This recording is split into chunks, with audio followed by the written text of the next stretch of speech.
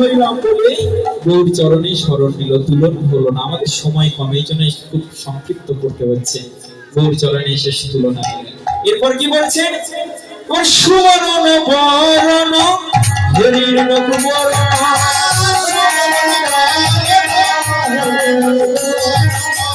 মানিয়া বন মনস্তাপে আহারে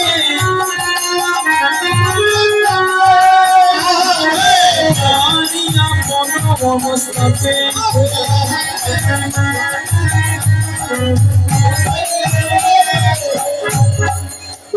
সুবরণ, সুবরণ শব্দের অর্থ কি? ও মায়েরা বলো তো সুবরণ শব্দের অর্থ কি? আচ্ছা, সুবরণ শব্দের অর্থ পরে বলবো। এক ভক্ত বাবা প্রশ্ন করেছে যে মহিলারা কীর্তন করতে পারবেন কিনা, শাস্ত্র মতে এর যুক্তিযুক্ত দাও।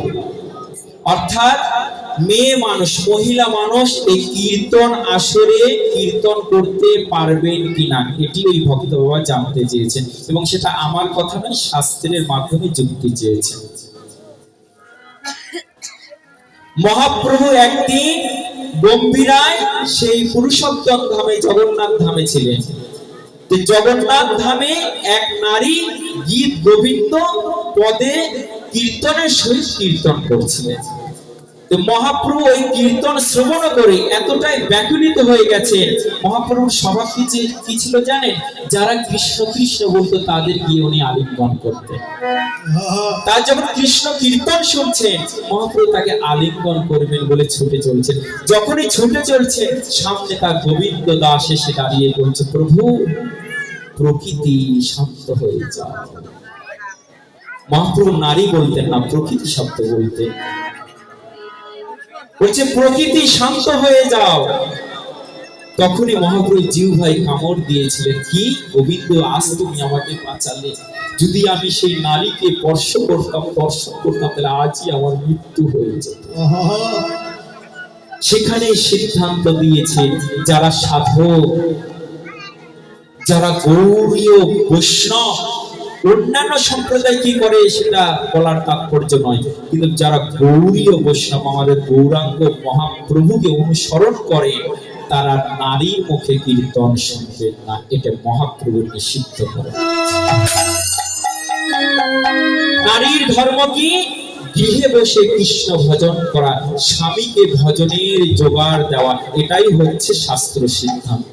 আর নারী যদি সর্বসম্মুখে কীর্তন করে, এটা গৌরীয় মহাপ্রভুর বাক্যকে লঙ্ঘন করা হবে। যদি কোনো নারী আমার কথায় রাগান্বিত হয়ে থাকেন, ক্ষমা করবেন, এটা আমার কথা, এটা চৈতন্য চরিতামৃতের কথা, গৌরাঙ্গ মহাপ্রভুর কথা। তাই তুলনা হলো না। কি বলছেন? সুবরণ বরণ। সুবরণ শব্দের অর্থ সোনা। সোনার বড় অহংকার, তাই না? সোনার লাখ টাকা, এখন তো 2 লাখ, 2.5 লাখ। হ্যাঁ, একটা ছোট্ট না ভরির দাম 2.5 লাখ টাকা। তার একটা অহংকার হবে না? অহংকার হয়ে গেছে। সুবরণ বরণ হিরি নিজ কুবরণ, মানি আপন মনস্তাকে। একবার আমার গৌর সোনার হির দিকে তাকাচ্ছে, একবার নিজের দিকে তাকাচ্ছে, তুলনা হচ্ছে না। তো যখন তুলনা হচ্ছে না, তখন কি করলে শোনা জানে? নিজ তনু জারি ভাব সম সম করাইতে,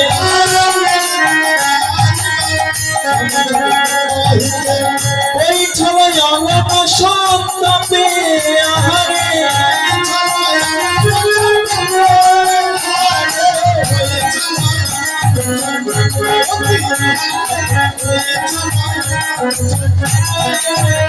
তুই ইচ্ছার প্রাণার রাখবো নারী, তুই অনল মাঝে প্রবেশ করে ইচ্ছার প্রাণার রাখবো নারী,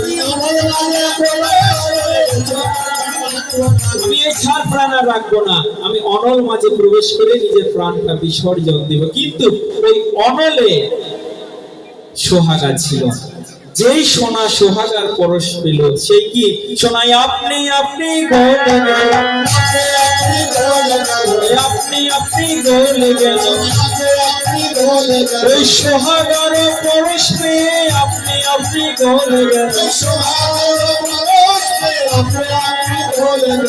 মহাজন বলছেন, যদি কোনো সোনারূপ ভক্ত আমার গৌর সোহাগার পরশ পায়, যদি একবার আমার গৌর সোহাগার পরশ পায়, সেও গলে যায়। গলে গলে কেমন করে গলে জানো? নয়নের বাড়ি ধারায় সে গলে যায়। গৌরীয় বৈষ্ণব যারা, তাদের দেখবেন নয়নে যেন অশ্রু যোগানোই থাকে। হা বলতেই অশ্রুতি গলিত। এটা গৌরীয় পার্শ্বদ, গৌরীয় বৈষ্ণব ছাড়া অন্যান্য ভক্তের দেখা যায় না। একমাত্র গৌরীয় রায় ক্রন্দন করতে পারে। তাই তুলনা হলো না, সোনার সঙ্গেও তুলনা হলো না। এখন মহাজন বলছেন, যা সময় অধিক বিদিত নাহি অনুভূতি,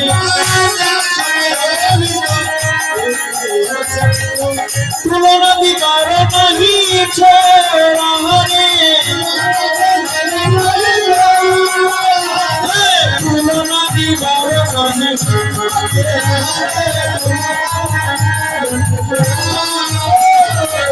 যা সমবিধিক অধিক নাই অনুভূতি, তুলনা দিবার নাই ফল।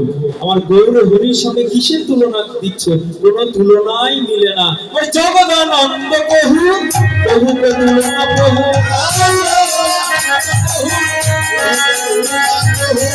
জগদানন্দ কহু প্রভু তুলনা প্রভু,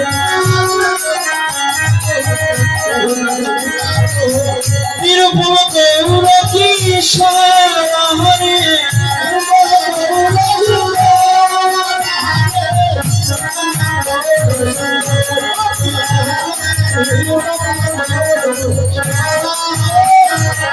জগদানন্দ বলেছে যে আমি কোনোই তুলনায় দিতে পারলাম না। একটাই পরিশেষে কথা বলবো, বলি যার তুলনা তার সাথে, যার তুলনা তার সাথে, আমার গৌরের তুলনা গৌরী হয়ে, যার তুলনা তার সাথে, গৌরের তুলনা আমার গৌর, যেন গঙ্গা জলে গঙ্গা পূজা, কিন্তু গৌরের তুলনা আমার গৌর কোনো জগতের সঙ্গে তুলনা করা হয় না। পাঞ্চকল্পতরু ভস্য কৃপাসী তুই বেচা,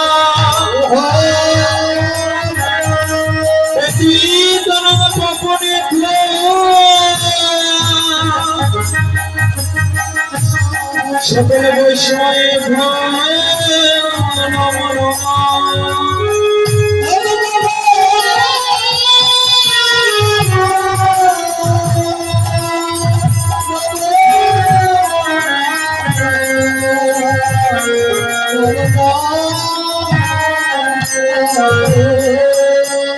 সময় কম, আবার রাসের সময় আমাকে আসতে হবে, ওই জন্য খুব সংক্ষিপ্ত ঘরে আমি ছেড়ে দিচ্ছি।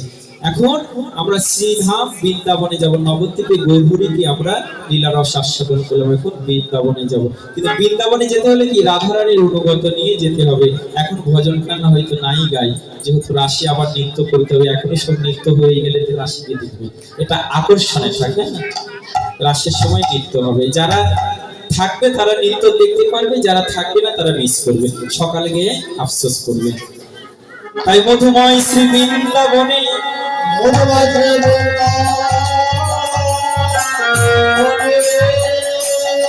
শ্রী প্রেমময়ী আমার রাধারানী,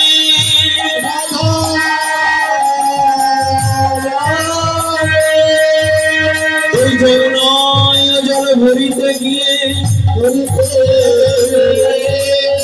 যমুনার জলে আমার প্রাণ গোবিন্দকে দর্শন করে এসে,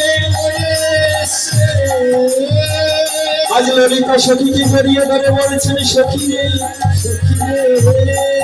যমুনার জলে এক অপরূপ মূরতি দর্শন করে এসেছি। সেই মূরতির কথা তোদের এক মুখে আমি কি বলবো? বিধাতা যদি আমাকে কোটি কোটি বদন দিত, তাহলে কোটি বদনে সেই রূপের কথা বলতে পারতাম, কিন্তু সবে দিয়েছে দুটি। আবার কিভাবে আমার গোবিন্দকে হেরিব? দুটি নয়ন দিয়েছে। যদি বধূ আমাকে কোটি কোটি নয়ন দিতে, তাহলে কোটি নয়নে আমি গোবিন্দকে দর্শন করতে পারতাম, কিন্তু সবে দুই দিয়েছে, তাতে আবার পলক দিয়েছে, নিমিষ দিয়েছে, তাতে আমি কি হেরিব গোবিন্দকে? তাই এই দুটি নয়নে যেটুকু আমি গোবিন্দকে দর্শন করেছি সেটুকু তোদের কাছে আমি বলবো, একটু শান্ত হয়ে বস। সখী, শান্ত না হলে গোবিন্দর কথা বলে শান্তি পাওয়া যায় না। শান্ত স্থির হতে হয়। দেখবেন চঞ্চল জলে কোনোদিন পদ্ম ফুল ফোটে না, যে জল শান্ত স্থির সেই জলে গোবিন্দ ফোটে। তাই গোবিন্দকে পেতে হলে শান্ত হতে হবে। সখী, আমি কি দেখলাম জানিস? সুবর্ণ গররা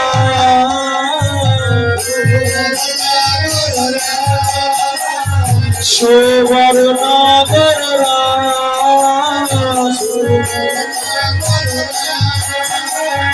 তপন তনয়া তোতে নিভহিনী ঘটে, তপন তনয়া তোতে নিভহিনী ঘটে, মিলন নট বররা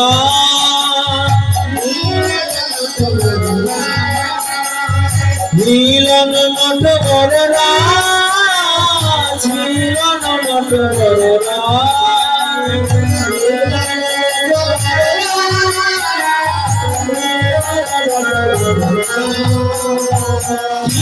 সুবর্ণ গররাজ। সখী, আমি সেই কি দেখলাম জানিস? তপন তনয়া তটে নিপহিনী কটে হিলন নট বড় সাজ। এই জন্য রূপকে বলা সবচেয়ে কঠিন পালা, কেন রূপের যেগুলো পাড়ার রয়েছে সম্পূর্ণ সংস্কৃত লেখা, বাংলা নয়, ওই জন্য বোঝা যায় না। ও মায়েরা, বলুন তো তপন শব্দের অর্থ কি? বলছেন তপন তনয়া তটে। তপন শব্দের অর্থ কি? সূর্য। বাহ। তনয়া শব্দের অর্থ কন্যা। তটে শব্দের অর্থ তীরে। সূর্যের কন্যার তীরে। কি বুঝলেন? সূর্যের কন্যার তীরে কি হবে? যমুনা। তোমরা কিন্তু বলতে পারো নাই। তোমরা ভাই ফোঁটা দাও না? দাও কি? কি বলো? ভাইয়ের কপালে দিলাম ফোঁটা। জম দেয় কি? যমুনা দেয়? জম দেয়? কি বললো দেখুন? জম দেয় যমুনা, মানে এরা ভাই ফোঁটা করেই নাই। দেখুন, বোন হচ্ছে দুই ধরনের, একটা হচ্ছে ভালো বোন আর একটা হচ্ছে শূর্পণখা বোন। রাবণের একটা বোন ছিল, নাম হচ্ছে শূর্পণখা। শূর্পণখা কি করেছিলেন জানেন? ও মা, তোমাদের বলি ভালো করে শোনো। শূর্পণখার একদিন বিয়ে হবে, বুঝছেন? রাবণ ভালো করে ঘটা করে, বাপরে, রাবণের বোনের বিয়ে বলে কথা, অনেক আয়োজন করেছে। শূর্পণখার সখীগণ শূর্পণখাকে সাজাচ্ছে আর বলছে, সখী, প্রথম বিয়ে, বাসর ঘর করতে যাবি, একটু স্বামীকে ভালো করে সেবা করিস। এখন শূর্পণখা বলছে, সখী, ওটা বলিস, আমি সেবা বেশ ভালোই পারি। এখন বাসর ঘরে ঘোমটা দিয়ে বসে আছে, শূর্পণখার স্বামী এসেছে। যেই স্বামী এসেছে, যেই ঘোমটাটা তুলেছে, অমনি শূর্পণখা রাক্ষসী মূর্তি ধারণ করে ধপ করে ধরেছে, টপ করে গিলেছে। ওই যে সখীরা বলেছিল স্বামীকে ভালো করে সেবা করিস, ও এখন মনে করছে যে সেবা, স্বামীকে খাওয়াটাই সেবা। কথা না বুঝলে যা হয়। স্বামী সেবা মানে কি? স্বামীকে সেবা করা। ও এখন বলছে স্বামীকে খাওয়াটাই সেবা, ওই জন্য বলছে সেবাটা আমি ভালো পারি। তারপরে কি করলো? ওই যে রাবণের ঘাড়ে এসে বসলো, রাবণের 14 গোষ্ঠীর ষষ্ঠী পূজা করলো, তবে ছাড়লো। ভাইরা ভালো জানেন, তাদের সাথে যদি বোন থাকে, ভাইদের বুকে আরো চওড়া হয়ে যায়, আমার পিছে বোন আছে, শক্তি বেড়ে যায়। তাই হয় না? সবসময় বোনের কথা শুনবেন না, তাহলে রাবণের মতন গতি হবে। বোনের কথা শুনে স্ত্রীকে কষ্ট দিবে, পরিবারে অশান্তি লেগে যাবে। তো যাক, তপন তনয়া তটে মানে কি? সূর্যের কন্যার তীরে, মানে সূর্যের কন্যা যমুনা। একবারে বললেই তো হতো যমুনা তীরে, তা বলেন না, একটু ঘুরিয়েছেন। কেন? এই ভক্তদের একটু খাটাবেন বলে। তপন তনয়া তটে নিপহিনী কটে। নিপহি শব্দের অর্থ কদম্ব বৃক্ষ, মূলে মানে তীরে। ছিল না নত বড় রাজ, মানে সে কদম্ব বৃক্ষের তিলে হেলান দিয়ে আমার গোবিন্দ দাঁড়িয়ে আছে। কি করে জানে? বলে দাঁড়িয়ে আছে, দাঁড়িয়ে আছে, ঘরে মুরলি দিয়ে দাঁড়িয়ে আছে, দাঁড়িয়ে আছে। সত্যি আমি কি দেখলাম জানিস? ওই যমুনা তীরে কদম্বর মূলে আমার গোবিন্দ হেলান দিয়ে দাঁড়িয়ে আছে। আর কি দেখলাম জানিস? মরকত মুকুরা রতনজিনী লাবণী প্রতিদিন প্রীতি পাশার সখী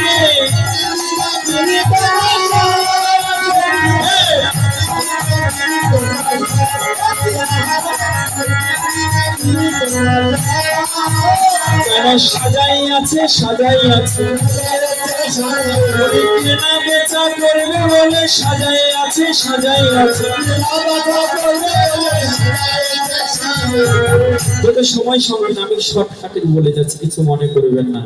কি বলে? প্রীতি রসের ডালা, আমার গোবিন্দর প্রতিটা অঙ্গে যেন হচ্ছে একটা ডালা, যেন কেনা বেচা করার জন্য সাজিয়ে রেখেছে। মরকত মুকুর রতনজিনী লাবণী প্রতিতুনু প্রীতি প্রসার। ওর না যত ভাঙমা ঘন ঘন ভঙ্গিমা তবে ঘন কিছু যায় না হরে।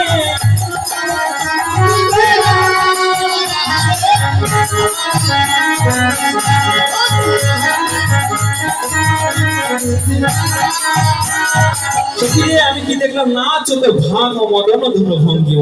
আমি গোবিন্দের যে ভুরুটা দেখলাম, এটা যেন কি দেখে মনে হচ্ছে যে মদন ধনু নাচিতেছে, মদন ধনু নাচিতেছে। গোপী হরণ করবে বলে মদন ধনু নাচিতেছে। ও সখী, গোবিন্দের ভুরুটা দেখলাম, ওই জন্য ভুরুটা যেন মদনের ধনু। ওর শারদ ফাঁদ ফাঁদ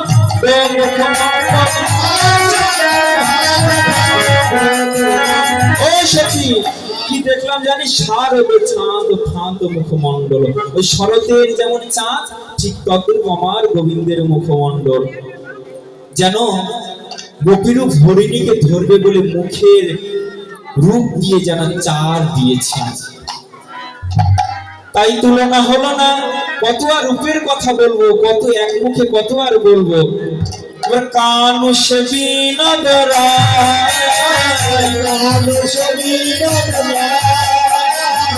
বিনোদ করে বিনোদ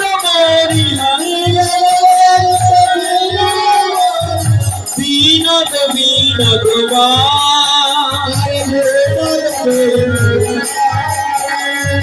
মানুষ বিনোদ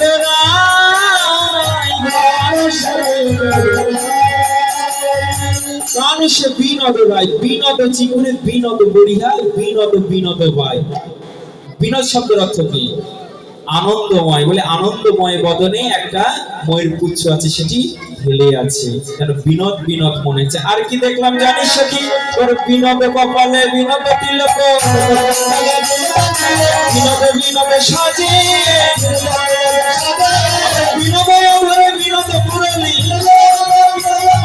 বিনোদ বিনোদ বাজে, যেন বিনোদ বিনোদ বাজিতেছে, যেন বিনোদ বিনোদ বাজিতেছে। গোপী মন হরিবে বলে বিনোদ বিনোদ বাজিতেছে। সত্যি আর কি দেখলাম জানিস? তোর বিনোদ গলায় বিনোদ মালা, বিনোদ গলায় বিনোদ মালা, বিনোদ বিনোদ তোলে, বিনোদ বিনোদ তোলে। আমি যে বদনটা দেখলাম জানিস, এই গলে একটা মালা ছিল, যেন বিনোদ বিনোদ দুলছে। সখীর আমার দেখে মনে কি হলো জানিস? যেন না বলাতে না বলাতে আপনার মালার গুণ কি গলার গুণে না বলাতে আপনার ও সখী, আমি বুঝতে পারলাম না সেটা মালার গো না গলার গো, যেন মালা আপনি আপনি দুলিতেছে। কিন্তু একটা আশ্চর্যের বিষয় কি জানিস, এই মালাটির ভিতরে কোনো সুতা নাই, যেন বিনা সূত্রে গাঁথি আছে, বিনা সূত্রে গাঁথি আছে। এই ভালোবাসার মালা খানি বিনা সূত্রে গাঁথি আছে। দেখে মনে হচ্ছে কোন সখী বিনা সূত্রে ভালোবাসার মালাটি গ্রন্থিত করে রেখেছে। আর কি দেখলাম জানিস সখী, ওর বিনোদ কোটিতে বিনোদ কোটি, বিনোদ কোটিতে বিনোদ কোটি, আজ বিনোদ বিনোদ সাজে, বিনোদ বিনোদ সাজে, বিনোদ চরণে বিনোদ বিনোদ বিনোদ বাজে, যেন বিনোদ বিনোদ বাজ করছে, ঝুনু ঝুনু রঙ ঝুনু বিনোদ বিনোদ বাজ করছে। সখী, আমি দেখলাম বিনোদ কোটিতে বিনোদ জুটি, বিনোদ বিনোদ সাজে, আর বিনোদ চরণে বিনোদ রূপুর বিনোদ বিনোদ বাজে। বিনোদ কত বিনোদিনী, বিনোদ দেখিয়া কলসি ভাসাইল জলে। আমার মনে হয় কি জানি, শুধু আমি একা নয়, ওই রূপটাকে যারা একবার দেখেছে তারা কলসি, ওই মাটির কলস নয়, তারা কুল কলসি আমার গোবিন্দের কাছে ভাসিয়ে দিয়েছে। কেন? কুলে গোবিন্দ মিলে না। তাই সখী, আমার বয়স অল্প, অল্প বয়সে আমি প্রেমে পড়েছি, অল্প বয়সে প্রেমে পড়ে আমার কি দশা হয়েছে জানিস? অল্প বয়সে মরো প্রেমরসে জড় জড়,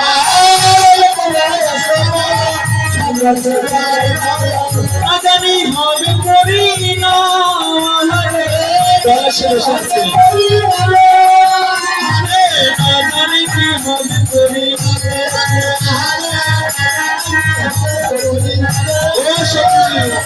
কেমন প্রেম জানিস, অল্প বয়স তাতে আমি প্রেমে পড়েছি, প্রেমে পড়ে কি দশা হয়েছে জানিস?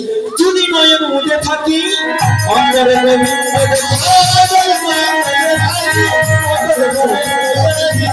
নয়ন মিলিয়া দেখি সে মহানে,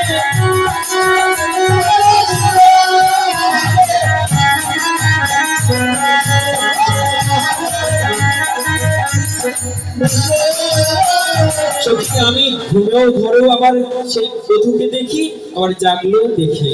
আর কি জানিস, ঘুমে তো ফিরাই আছি, কেউ তো সঙ্গে নাহি থাকি, মরি যেন থাকি মরেছিয়া। হ্যালো কহিনু তোদেরও আগে তাক পাইলাম শ্যামতাগে, এছাড় জীবনে বিবাদায় তিল ও তুলসী দিয়া সমর্পণ করিনি হইয়া জনমের মতো রাঙাবাই।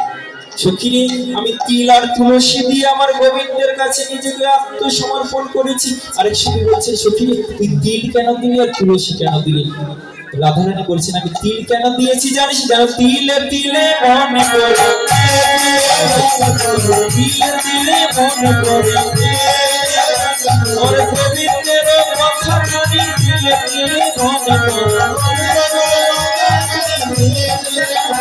ও মা, এতক্ষণ বসে থেকে কীর্তন শুনলেন, একটু দক্ষিণাটা দিয়ে দিবেন। আমাদের এক ছেলে গেল, যেন তিলে তিলে মনে পড়ে। আর কি দেখলাম জানিস সখী, আর কি বলবো সেই কথা, প্রেমের কথা। যোগিনী হইয়া যাব শ্রবণে কুণ্ডল দেবে, ছাড়ে জীবনে কি বাদায়, এই ছাড় জীবনে কি বাদায়, যে জীবনে আমার কৃষ্ণ ভজন করাই হলো না। আমি আর ঘরে থাকবো না, আমি যোগিনী হয়ে যাব আর শ্রবণে কুণ্ডল করব।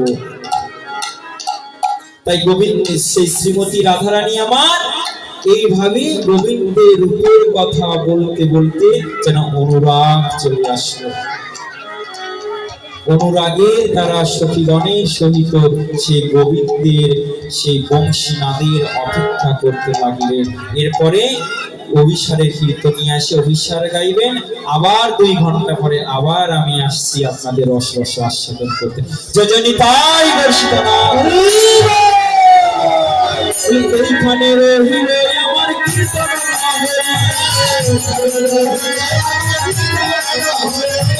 আনন্দিতে সবাই মিলে বলো হরি